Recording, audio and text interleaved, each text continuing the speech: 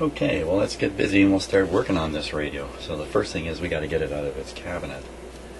And to do that, we're going to have to take it outside. And luckily, the weather outside is fairly good. It's sunny, pretty darn cool here still. So let's do that. I think I'm going to loosen the bolts and the like here in the shop and then take it outside. Take care of it from there.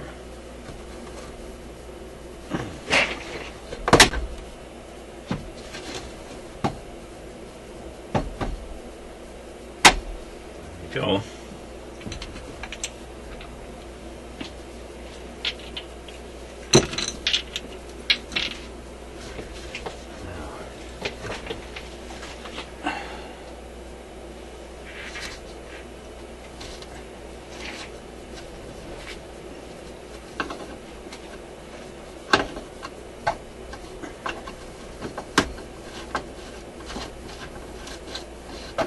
I think there's only 2 bolts holding this in.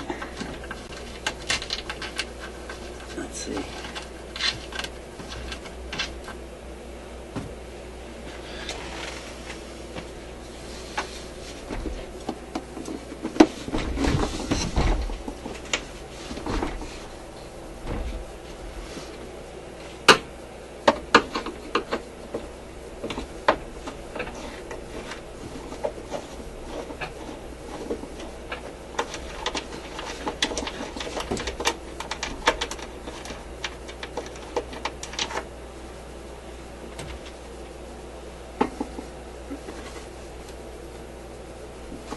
Now it feels pretty solid. Must be something more under there.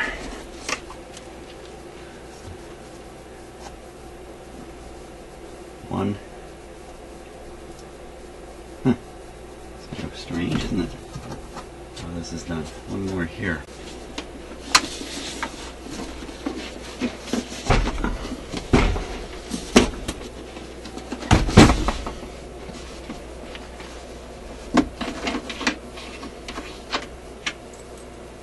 The hardware from the antenna here, I don't want to lose that.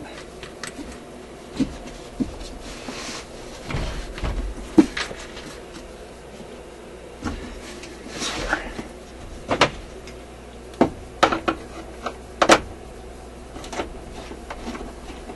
3 pretty big bolts. Okay. Now I'm also going to want to unplug the speaker. Leave it in the cabinet.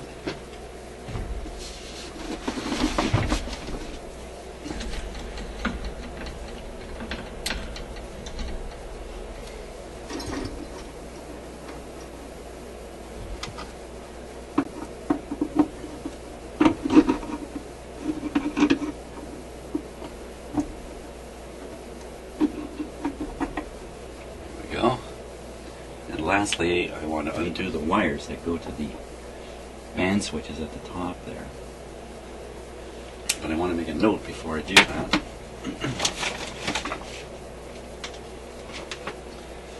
So here's the band switch.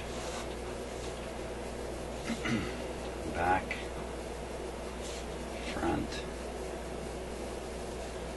buttons. And then there's 3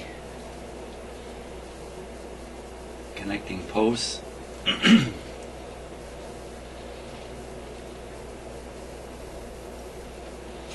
And down on the radio there are 3 wires coming up.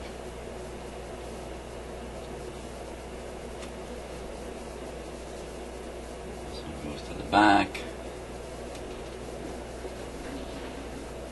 This one goes to the middle. And this one goes to the front.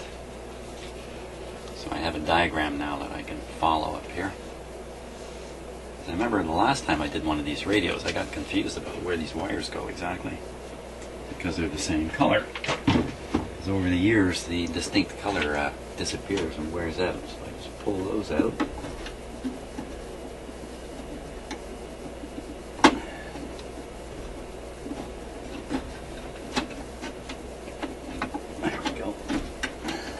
And then the last thing, and the hardest thing to get at, is a really substantial plug up here in this corner. Let's see if it's loose. Yep, it's coming out. There we go. So now the chassis is ready to come out. There's nothing holding it back. Let's just make sure that. Yep, so the asbestos sheet go with it. So from here we'll take it outside and take it apart. Okay, here we are outside. It's just a beautiful morning, cool, about 5 or 6 degrees out here. But nice in the sun, no wind, but big bad weather coming. Much later today, and then for apparently the next 5 days. Bad, cold, rainy days.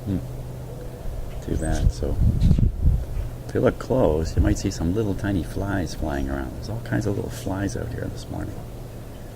Okay, so let's take the radio out.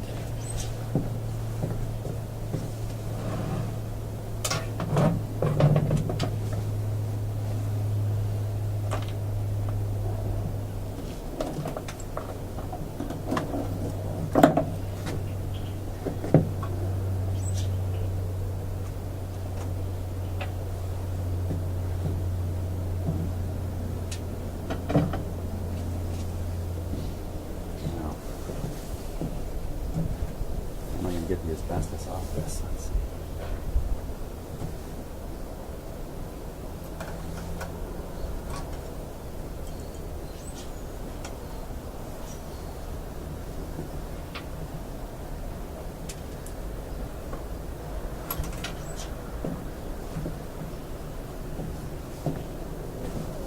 Well, there it is, right on the bottom.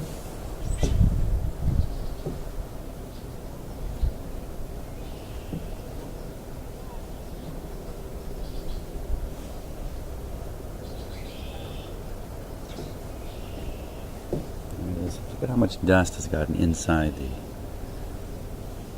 the radio. So, here, lots of problems with asbestos all over the place here. So, get a bag to put it in here. Okay, so.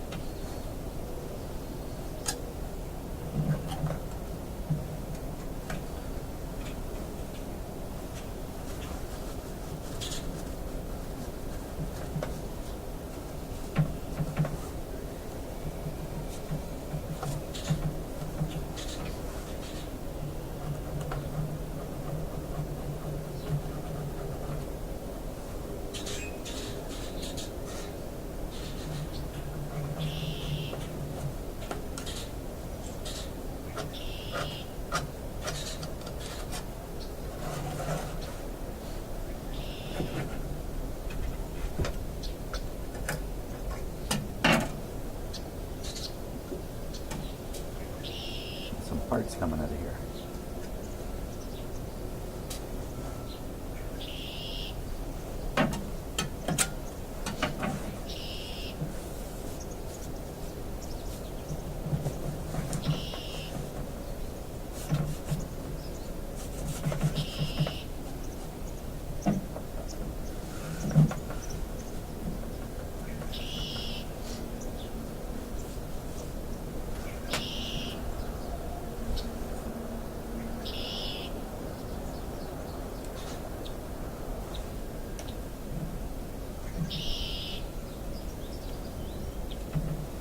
String is worn out.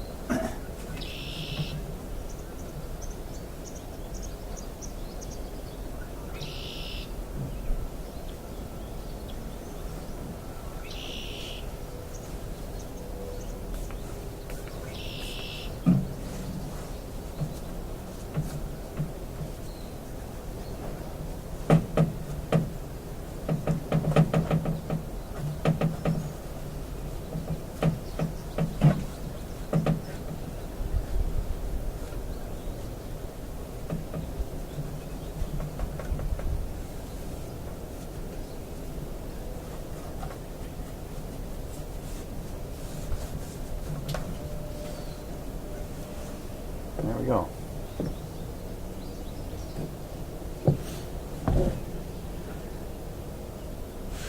Well, it sure is nice out.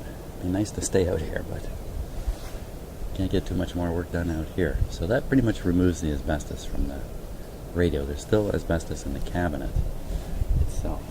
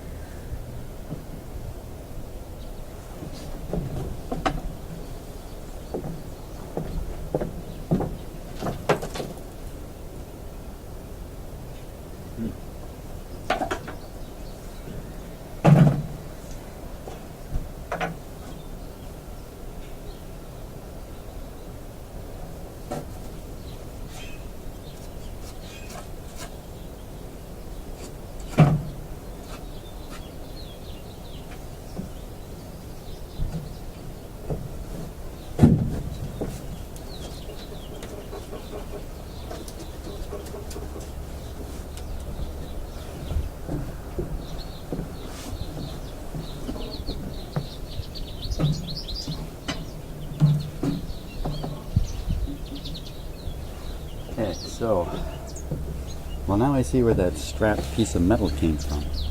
And I just checked to make sure the glass is held in well. One of the brackets is right off.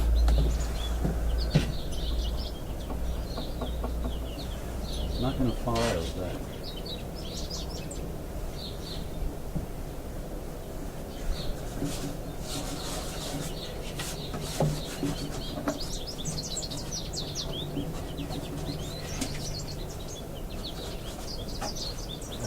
Sweet.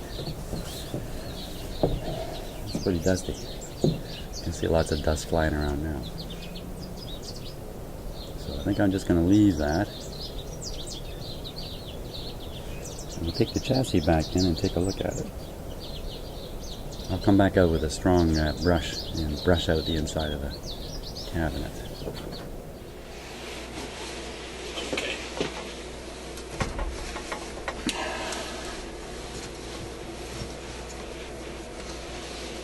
There's the chassis. Right away, see something going on here. Oh, here comes Draper. What's up, Draper?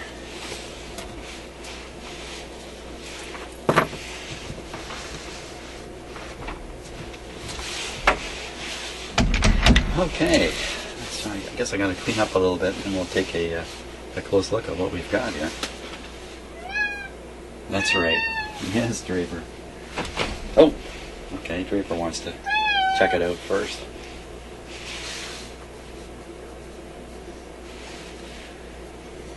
Careful now, that's got asbestos on it. Well, no, it shouldn't anymore. There could be little bits like that. I'll get this guy the vacuum. Let's do that.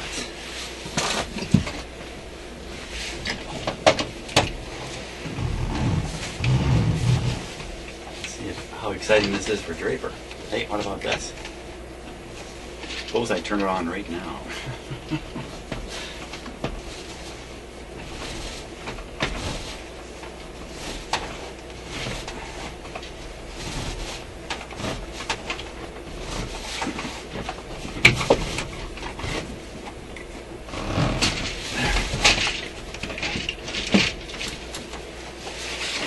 Okay, Mr. Draper, watch out.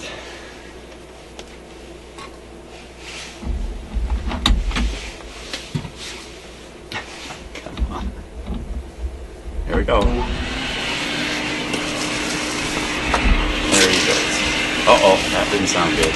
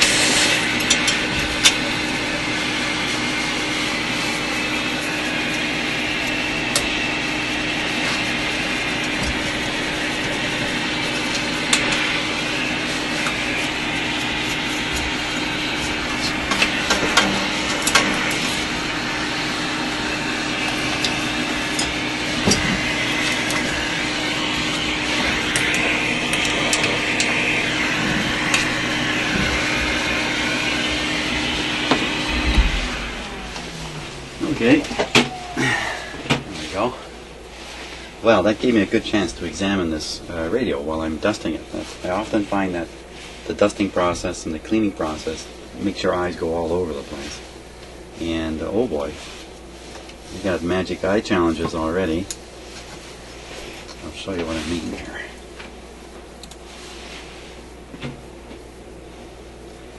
Okay, so here's the magic eye. You can see the wires are all, the insulation's all shot in here.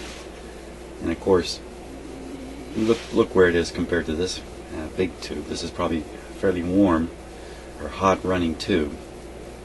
And it's just cooked the insulation in here and it's shot. So it looks like we're on our way to rewiring rewiring this. Hey, that sounds kind of familiar, doesn't it? So otherwise it looks quite complete. And you know, the work done underneath it, I don't know if that's a good sign or a bad sign, really. It means somebody put some attention into it. Probably 20, 30 years ago, though. 20 years ago.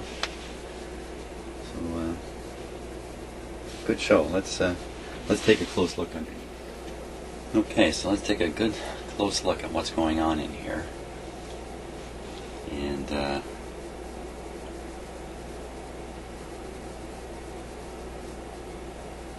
nothing really leaping out at me offhand. I mean, I see these. These are clearly replacements for the original filter capacitors. They may be in good shape still. I see a number of these brown molded capacitors, like these and this. These certainly look like replacements. You can see from the joint right here. That's evidence of a replacement. So this all looks replaced. Here, here.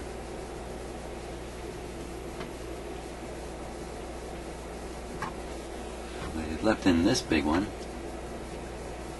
and this one on the what's probably the tone control. And I can see a couple more. One here, one here, one here. We should probably go at those. Oh, here's another one of those brown ones up in here. So if those are replacements, that's quite a few. They appear to have been done specifically too. And then we see all these very small, very old. There's one in here, there's one here, there's one here. Those are all involved in the front end and the tuning system, if you like. Those could very well be good. I wouldn't run in and change them right away. We'll find out. We'll find out progressively. These guys back here, they don't look so hot. So it might be good to clean them up. There's the big power resistor. Looks good. Down around the rectifier tube for anything that's burned up. Here's another small capacitor in here. One of those molded ones.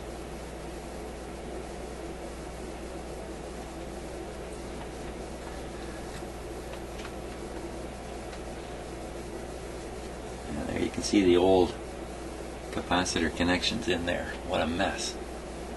What an ugly mess that is. And there's the where the wires are connected to the bottom of these. 10 microfarad. Okay, well, no disasters happening here. Ooh, it's pretty stiff there. I think the biggest problem, I shouldn't really say that, is power cords. It's very flexible under here. It's beautiful, but not so on the outside. That's a bit of a lesson right there, isn't it? Yeah, that's really very rubbery. It's really nice, but on the outside, no shot. Here it is here. Yeah, it's still fairly rubbery, actually. Oh, heard it crack. Yeah, there's stiff area. There's a, see right in there. There's an area right in there that's bad. And of course, I'm not going to plug that into anything anymore. It's finished its day on Earth. Now, what about these loose IF cans? How come? Well, I can see one of the... You know what? Do I remember in my version of this radio, the IF cans were loose too? And there I see a nut almost off right there. I'll just screw it on a little more. It's ready to fall off. Excuse me. And I did find a nut fell out of the cabinet when I was cleaning it outside. So I hung on to the nut. That's one of them. What about the other one? Oh, and the nut is missing. And it's loose up here. Isn't that strange? Because I have the feeling the same thing happened on the other version of this radio. This is an RCA 25A, but it's identical to a General Electric KL70 or KL76. I think an RCA A25 too is also the same radio. Oh, I see a lot more of those small capacitors and molded capacitors tucked into the band switch. Yeah, definitely have some trouble changing those, so I'm not going to rush in and change those. There's a good chance they're just fine the way they are. It's really this big one here and a couple of these large sized ones that worry me a little bit. Okay, great. So chances are the IF coil has not been damaged or anything. It's just off its rocker here.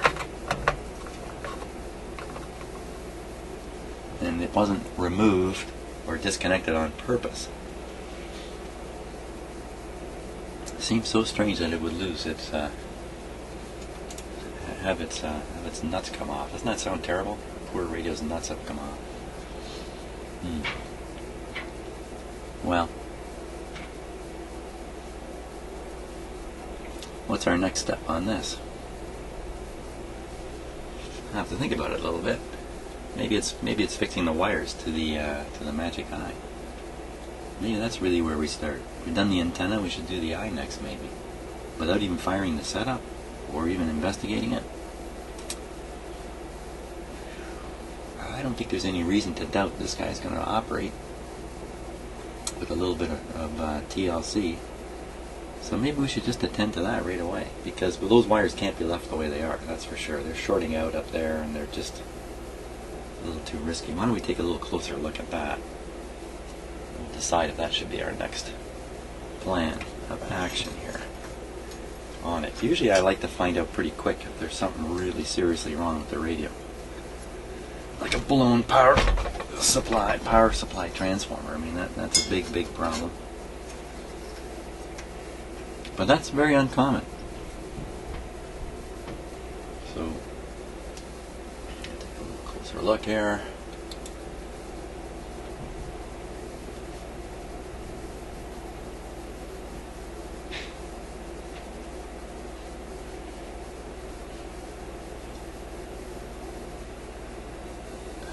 Could protect them. Stick a little tape and other stuff here and there and make sure there's no shorts for now while we're in the testing phase. That might be a smarter move.